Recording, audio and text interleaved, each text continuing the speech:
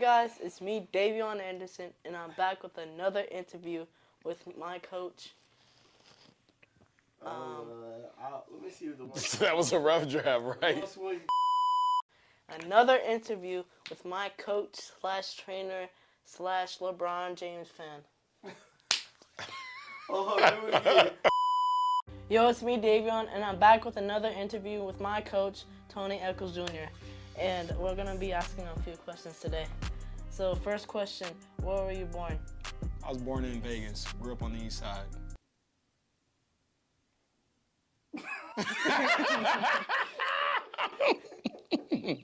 What? How was it growing up in Las Vegas? It was normal for me, but Vegas is a different place to grow up than most people. It's hot always, especially summer times. That's why I play the indoor sport for basketball. But for me, it's normal. I know for a lot of people, Vegas is different, but honestly, just like probably growing up in Tri-Cities, except you have the extra that comes with Vegas. How old were you when you started playing basketball? The first time I started playing, 5 years old. That's when I first realized what the game was and really started playing, and kind of it caught my attention. So since I was 5. Did you play any other sports besides basketball? Honestly, so I had a short career in track and field. My sophomore year of high school lasted maybe 3 track meets. I did play volleyball my senior year of high school. I did play the entire season, and we went to state, but I was a bench player. I didn't get no PT. I was cheeks. But other than that, basketball has always just been my sport. I never was really dedicated to anything else, and since I was so in love with the game and just wanted to get better and I had my own goals within it, I never did anything else seriously. So what high school did you go to? I went to Las Vegas High School. It was called Las Vegas High School? It was called Las Vegas High School. On the east side, it used to be downtown, and now it's way on the east side out on the mountain. The Las Vegas High School, the premier high school in Las Vegas. Did you play basketball there? I did, 4 years. Varsity? 2 years. But I did play 2 games as a sophomore on varsity. How many points did you score? I scored 10 points. You think you can match that? No, I can. In your first game? Mm-hmm. You know I'm going to be there. And you saying you wanted to be on varsity as a freshman, so okay. We just seeing. After high school, did you go to any college? I did. I played at Alcorn State University in Lorman, Mississippi. It's in the SWAC. It's an HBCU Division I, and I played there for 2 years. And then I transferred and went to Eastern Oregon University, which is in LaGrande, Oregon, about 2 hours from Tri-Cities. And I played there for 2 years as well. How did it feel playing college basketball? To be honest, like college was, what I thought was kind of like a pit stop before going. I wanted to go to the NBA. I wanted to play pro, so I kind of always felt like going to college was just to do it, to go there. But I had a blast in college only because those are just different experiences, really because of your teammates, the travel that you get to have. Like, honestly, my 2 years at Division I, we weren't really that great. And it wasn't as much fun as you would like, but my teammates are great. The people that I got to meet were great. And then when I went to school in Oregon, we were really good. We were #1 team in NAI my first year, and we won the conference championship. My senior year, I was an all-conference player. College is just times you'll never forget. I really enjoyed it. I got to see 2 different levels. It's actually, like, now reflecting on my basketball career, it's probably been some of the most fun times I'll remember the most. So what did you do after college? After college, I was pursuing my professional career for 2 years. I was kind of doing tryouts, trying to go overseas, and NBA at the time was the NBA D-League, so I was doing those tryouts, going to different teams, going to different camps and things like that. Up until that point, I was really just trying to make my professional career start. I did that for 2 years, and then in about 2018 or 2016, that's when I started my own professional team. My first year overseas was actually 17, 18, and since then it's just been pro overseas. Where do you see yourself over the next 5 years? That's a good question. Next 5 years, I actually had it planned out for myself to still be playing, you know, and when I say planned out, this was 5 years ago. Like, I wanted to still be playing. So in 5 years, I'll be 38. Why you make that face like that? What's wrong with you? I'll be 38. I'm hopeful to still be playing if my body and my mind desire to, but to be honest, I feel like where I'm being pushed in the world is like to help kids pursue their dreams, because if I'm honest, most of the things I've ever wanted to do in basketball, I've been able to do. One of the things that I wanted to do is always play till I was like 40, kind of like on LeBron James type of time, just keep playing. But that takes a different toll on your body than one would think. And since I've been coaching and training like kids like yourself, I see a different way that I can inspire and give to the world. Next 5 years, shoot, how old are you now? 12? The next 5 years, hopefully, you a 5-star ranked recruit, and you could be my first 5-star player that I trained and coached. So that's my goal as a coach right now. 5 years, and that's something to actually look back on the tape. Let's see where it takes us, you know? So what does unknown mean? You tell me. Wasn't you at the unknown meeting at the start of the season? No, I'm just kidding. When I was younger, since I was young, I used to always like write on my notebooks like I'm the greatest or the greatest. Like I would think of like Ali, because that's what he would say. And so like in college, I came up with this thing called the greatest of the world's unknown. With that, it was kind of like nobody always knows, like as popular and famous as one person could be, not every person in the world is a known person. So how can I be the greatest of the world's unknown? How can I be the greatest version of myself in whatever it is, whether it's, you know, basketball, sports media, you know, art, you know, photography, videography. How can I be the greatest version of that? And so, you know, essentially with nobody knowing me. And when I first got out of college, I wrote a book called Unknown. It was about my basketball story from 5 years old up until my last college game. And that was probably about 1.5 years or 2 years before I started my team. And when I started my team, it was kind of like, I knew I was gonna call it Las Vegas. I just didn't know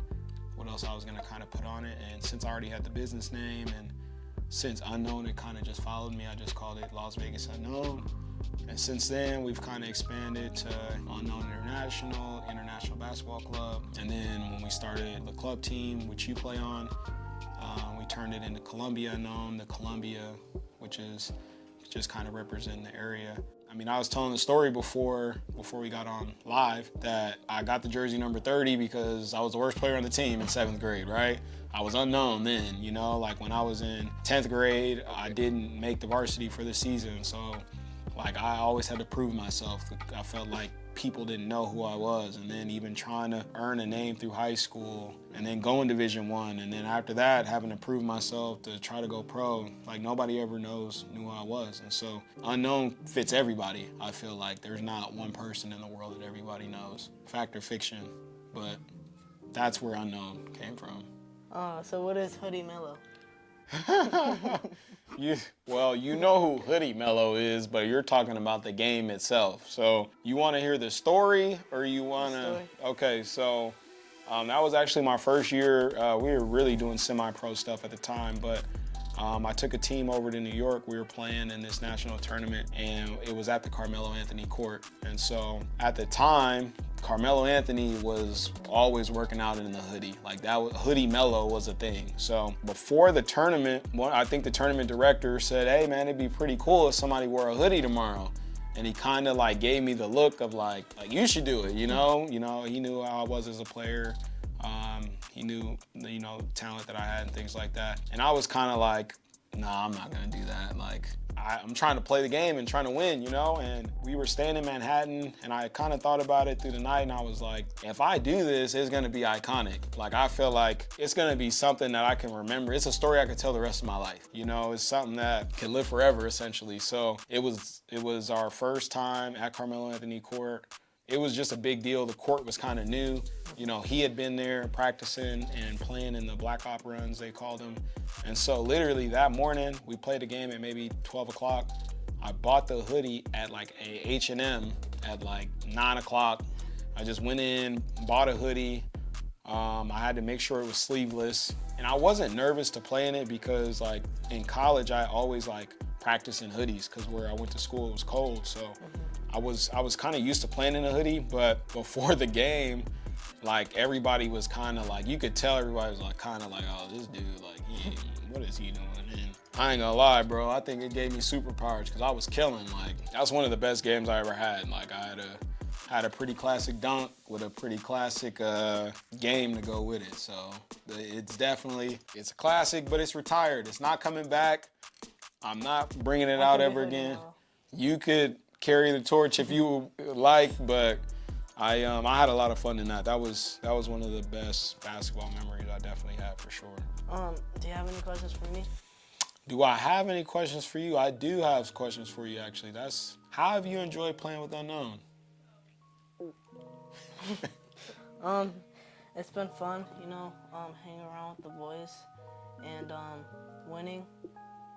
Bro, why are you looking at me like that? I'm there. I'm at the games coaching. Like, bro, you gotta flex. And when I score 25 points, that's probably my best game. It's the most points you ever scored in a game, for sure. And the most threes I had in the game. Hey, so when you scored that 25 points, were you like aware of what you were doing, or you were just throwing the ball to the rim, getting lucky? So, what do you think will happen if you become aware and you're like locked into the game and you're like, you know what you're doing? I'm scoring 40 points. Think so? What's the most points you ever scored in a game? 25, right? It could have been 26, but I got fouled. Or you missed the layup? Yeah, but I got fouled. What's been the best part of playing with Unknown for you? It was Portland. I asked to get in the game. When you asked, we definitely got to get that clip because that is hilarious. I think my favorite part about Portland for you is how much you cheered on the guys. And like, we had Raising Cane's, so.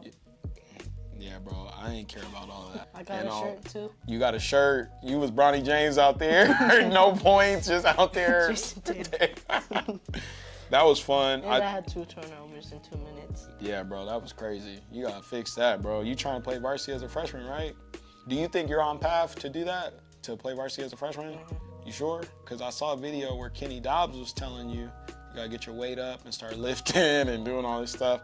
Then I saw a video where Marjan was talking about confidence and believing in himself. I do have confidence in myself. So what happened in the game in Portland when, I'll wait.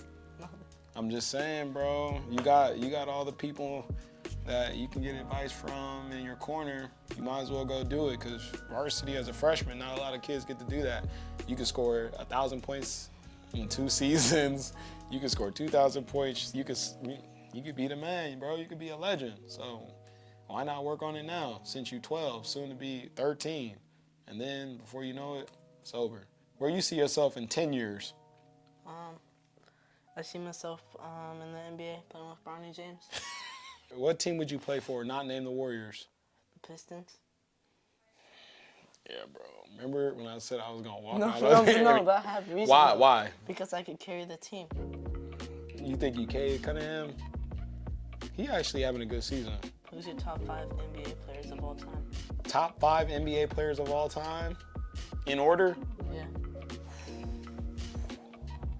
I just want to hear who your number 1 is so I can debate against that person. Let's see. If I'm being honest, it'll be LeBron. He be your number 1? No, Curry is. All right, bro, you're too indecisive. So you asking me who I think are the 5 greatest players or who are my 5 favorite players? The 5 greatest players. The 5 greatest players to ever play basketball in order.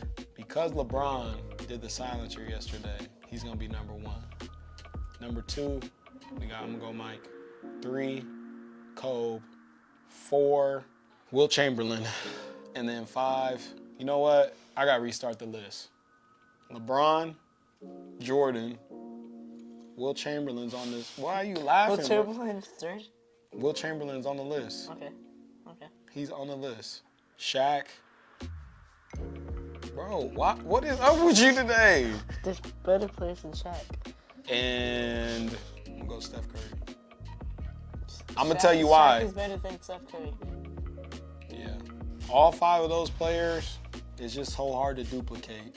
But Hakeem's better than Shaq. Who? Shaquem's better than Shaq. Shaquem, what? No, Hakeem. Oh. Oh my!